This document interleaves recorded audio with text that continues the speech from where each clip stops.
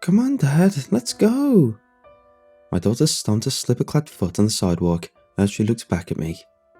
I was sitting on the front steps of my childhood home, a well-loved cul-de-sac that was teeming with costumed children. The moon hung overhead, a ghostly sickle that presided over this Halloween night, and I was seated with my back against the smooth stairs and found my eyes tracking up the road. The children laughed and screamed as they stalked by. The street was a sea of superheroes, video game characters, colourful animals, and everything in between. I let my eyes drift past the exciting pageantry though. I was looking for one costume in particular. My mom smiled at me, slipping her hand into my daughter's and giving her a little tug. Come on, hon, your dad's waiting for someone. We'll go trick-or-treating while he waits. My daughter looked interested. Who are you waiting for, Daddy? Of course, she wouldn't have remembered from last year. She had been excited about trick-or-treating, showing off a Wonder Woman costume, and swinging between my wife and my mom's hands while they walked. However, my wife was 6 months pregnant this year and had opted out of the hour drive to get to my mom's house. She just smiled at me knowingly as I left and told me to say hi for her. My mom soothed her hair as it sat under the tall princess hat. It's an old friend, dear. Your father meets him here every year. Well, you're going to miss out on the candy, my daughter said incredulously. I smiled. That's okay, Kat. You go have fun with Grandma, okay? She glanced back as they walked back onto the cul-de-sac, but was soon lost in the crowd and probably wouldn't think any more about the conversation. I leaned back, getting comfy as I waited for him to arrive as I did every year. In many ways, he was what I looked forward to most about this holiday. The candy was nice, the costumes were great, but seeing him was why I always came home on Halloween. No matter where I was, no matter what I was doing, I always came home for this one night in particular. This was the night I got to see him. This was the night I got to see Snarf. Snarf was a mutt, a bull terrier mixed with a basset hound mixed with God knew what. We grew up together. He was just a pup when I first got him, and he was my best friend for many years. I got him in kindergarten, which had been a difficult time in my life. I'd been sheltered, my mother just a little bit overbearing, and I'd never been around so many kids in my life. I was not what you would call a popular kid. I had thick glasses, I was overweight, and my isolation had made me painfully shy. The other kids who had gone to daycare and Cub Scouts and T-ball together, took one look at me and dismissed me as a social outcast. It's rough to be alone at 5 years old. My mom thought a dog might help my confidence, or at least ease some of my shyness. I think she really just wanted to make me happy, to see me come out of my funk, and she thought that something to love me back might help with that. My mom worked 12 hours a day, 6 days a week, and often I was left to the care of my grandmother. She loved me and always doted on me, but she wasn't always up for the games a 5-year-old would be interested in. Now, I think that Snarf was a way for her to alleviate some of her guilt about leaving me alone so often. Whatever the reason, I loved her for it. We found him at the Humane Society, this little smiling puppy, and when he put his feet against the glass, I was already in love. He sat in the back seat with me the whole way home, head against my stomach, panting happily as I scratched him behind the ears. He was that rare an animal whose temperament never led him to jump up on people or bark for no reason. His accidents were few and far between, and he was easy to house train. We called him Snarf because he had a deviation in his nose that caused his barks to sound like snarfs instead. He was the best dog, the only dog that I ever owned, and after he came home, I do remember doing better in school. I was less anxious around the other kids. He got me out of the house more as I ran the neighbourhood with him, and when I entered first grade, I'd made a few friends that made the transition easier. None of them, though, could hold a candle to my friendship with that little wriggling mass of fur and ears. I was eternally thankful for the time I got with him, but it would never be enough. The trio of Disney princesses said thank you as they ran to the next house in a flurry of skirts and sneakers. A pirate wandered up and gave me his best arg, which I rewarded him for with a couple of little Snickers bars. I sat up a little and saw a small ghost, 4 legs poking out from beneath a short bedsheet, but he turned and wagged at a larger ghost who was walking him. I sat back, scanning around, hoping he wouldn't be long. I'd sit here all night if I had to. I had Snarf for 5 years. He never left the yard, always bounding and yanking when we pulled him into the driveway, so I never worried about him getting into trouble or being hit by a car. He was a good dog, a neighborhood favorite, and he would have lived a good long time. He would have, if it weren't for me. Reggie moved onto the block when I was 10. I had a group of friends that I hung out with by then, Terry and Walt and Patrick, and when the new boy had been seen unpacking boxes from his family's moving van, we had gone over to introduce ourselves. He was a big kid, tall and muscular, and it became apparent very quickly that he was going to be trouble. 5 minutes of conversation was enough to let us know that his interests were different than ours. He had scoffed at our comic books, asked if we were babies when we'd asked about action figures, and had grinned at us when we asked about playing basketball in a way that made us nervous. He was a large, sneering boy, and we all decided to keep our distance from him. But he lived on the block, so inevitably he found a place in our games. We were playing baseball when it happened. Reggie had seen us setting up and inserted himself into the game as he usually did. We never invited him, he always just showed up, and we were too polite to tell him to buzz off. The problem was that Reggie didn't always play by the rules. We had been correct in our assumptions that he liked to hurt people. He had nearly broken Patrick's wrist when he fouled him during basketball, and he had shoved Terry off his bike, skinning both his knees in the fall during a race. None of us wanted to play with him, but we were too afraid of him to tell him to go away. The second he wandered up, I heard Snarf growl from my yard. Reggie was the only person I'd ever seen elicit a growl out of my usually good-natured dog. Reggie had quickly learned not to come into my yard, as Snarf would not tolerate him, which was fine with me. Unlike the others whose houses he frequently came to, Snarf kept him out of my yard and his fingers off my stuff. I was careful to keep Snarf inside though, when I wasn't outside. I'd seen the way Reggie's little pig eyes narrowed when he looked at my dog, and I was not too fond of it. I wished I'd just put him inside when he started growling that day.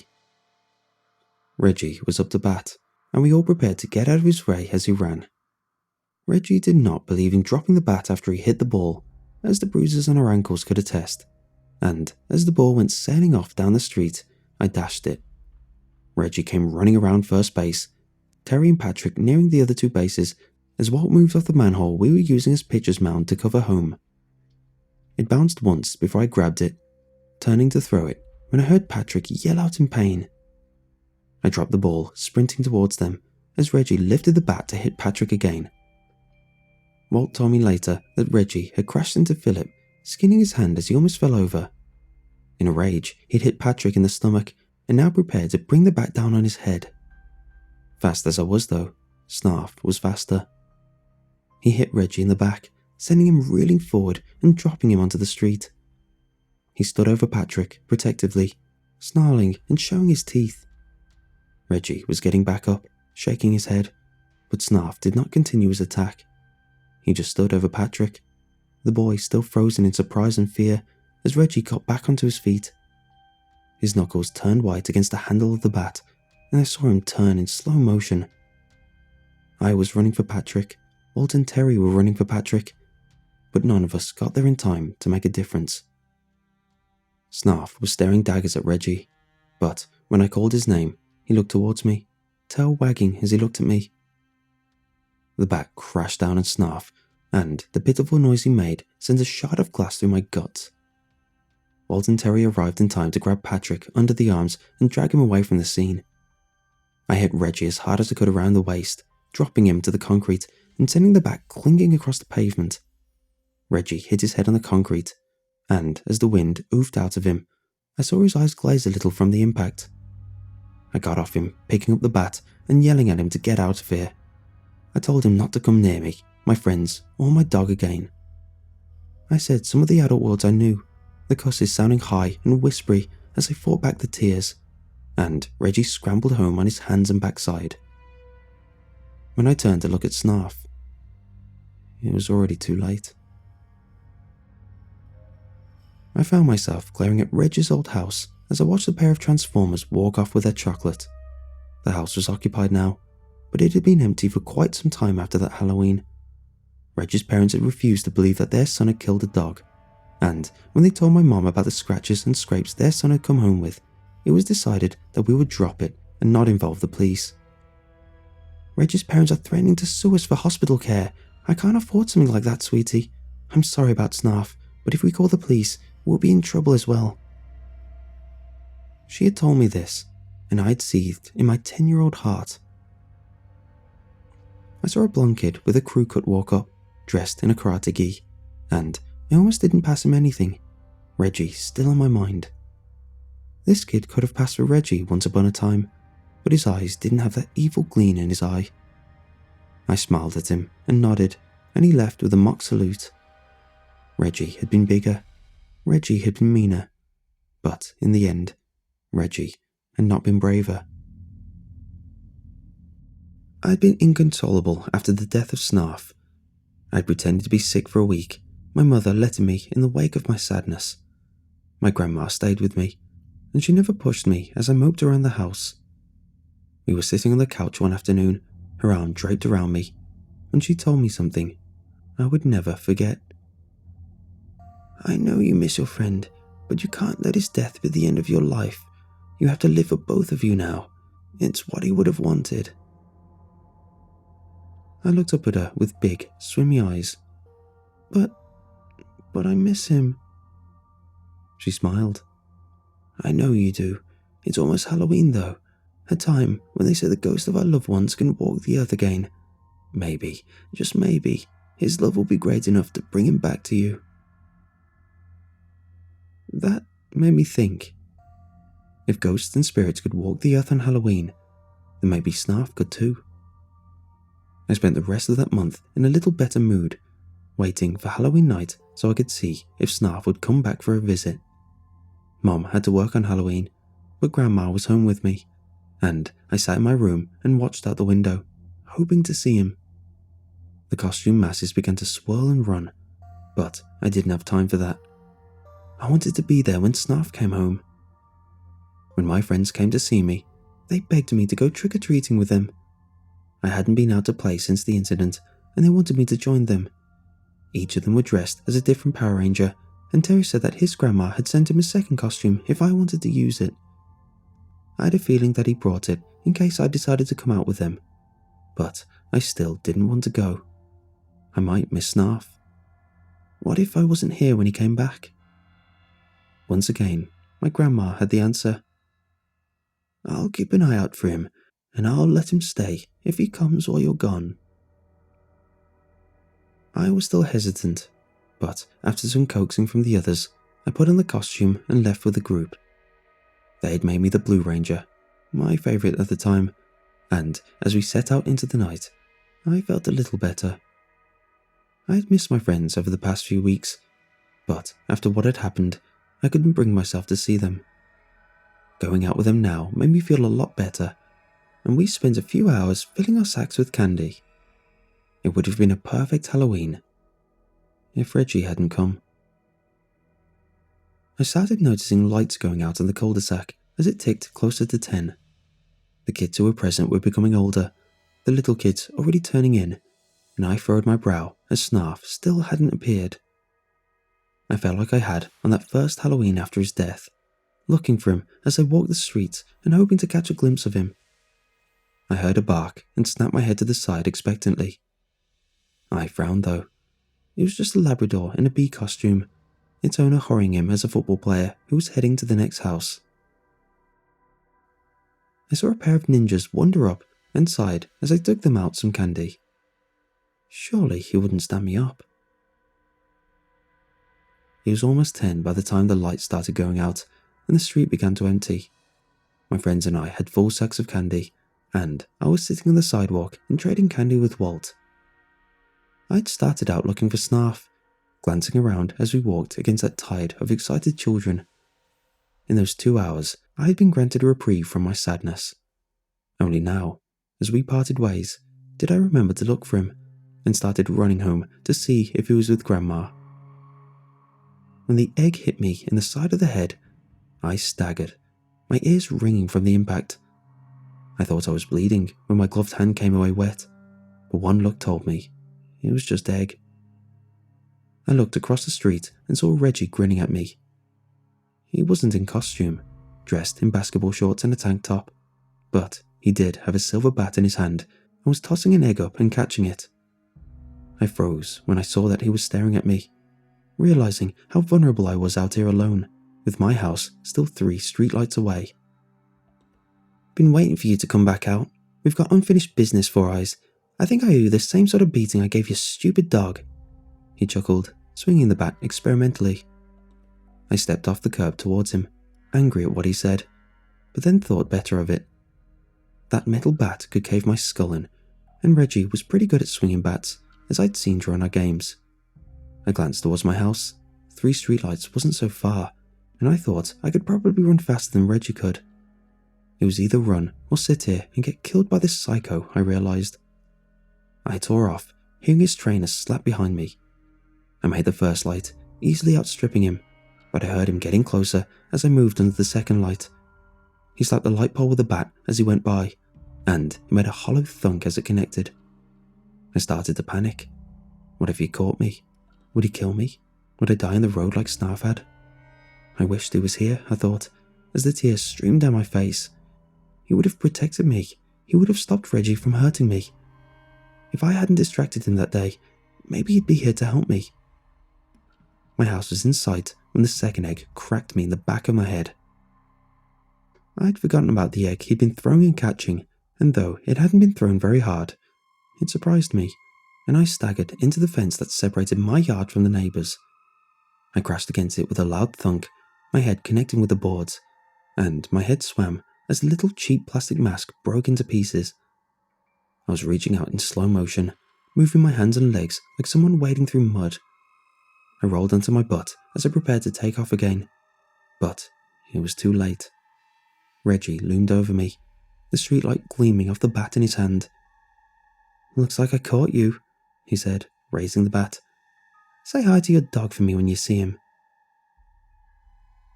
I pushed against the fence, hoping it would fall backward, knowing it wasn't going anywhere. Reggie raised the bat high, the metal twinkling as the light made galaxies of starbursts. I closed my eyes, preparing for the blow that would end my life. When the growl split the night, I opened my eyes and looked between Reggie's splayed legs. Reggie had turned his head to look at the shadowy crevice between the house next to mine and the fence that now stopped me from escaping Reggie. Between the structures stood a snarling, red-eyed creature that seemed to fill the space with its shadowy mass. Reggie took a sidelong step away from me, the beast snarling as it took a single thunderous step towards him. I felt my breath hitch as Reggie stepped into the street, his own breath trapped, as this looming thing lowered its head and rumbled. My brain couldn't fathom it. This nightmare creature had appeared in my neighborhood out of nowhere, and when it loosed that single, ear-splitting bark, I put my head between my knees and pushed my palms against my ears. I sat in darkness, screaming against my leg as I prepared to be devoured. When the warm tongue slid over my hair, I cracked my back against the fence, trying to escape again. Then, I opened my eyes, panting like a trapped animal, and was looking into Snarf's panting, grinning face. Reggie was gone, his bat lying in the street, and I wrapped my arm around my lost friend and laughed as he licked my cheek. I pressed my face against his familiar short fur, and my sadness, my pain, melted away as his doggy tongue bombarded me. That's how my mom found me, laughing with my back against the fence as her headlights dissipated the ghostly dog licking me. That was 20 years ago. Snarf had come back every year since, visiting me on Halloween night. When Mom didn't come right out and say it at first, she was upset about my injuries, but she told me later that she had seen Snarf for a few seconds before her headlights hit me. After I told her what happened, told her how Reggie had ambushed me, she called the police. She gave them the bat, told them he had been a problem, and started a process to have a restraining order placed against him. She was tired of being bullied by Reggie's parents, as tired as I was of being bullied by Reggie. Reggie's family moved shortly before the order was finalised. I've never seen him since, and I'm quite happier for it. I watched her walk up the front walk now, my daughter in her arms as she sleepily held onto a sack of candy. She was stumbling on the way back. I think we're going in to have some cocoa if you'd like to join us. Give me a few more minutes, Mom. I think it's just running late this year. She smiled. Take all the time you need, dear, she said, walking inside and leaving me alone on the stoop. The street was emptying, only a few stragglers heading for home, and I glanced around furtively. Where was he? Had he forgotten about me? 20 years was a long time to visit someone who wasn't a little boy anymore. Maybe he... I dropped the bowl when that ghostly cold nose prodded my hand. I looked down to find Snarf, tail wagging, as he smiled up at me from the front lawn of a house he had loved as much as I had. I wrapped my arms around him, and it felt like coming home all over again.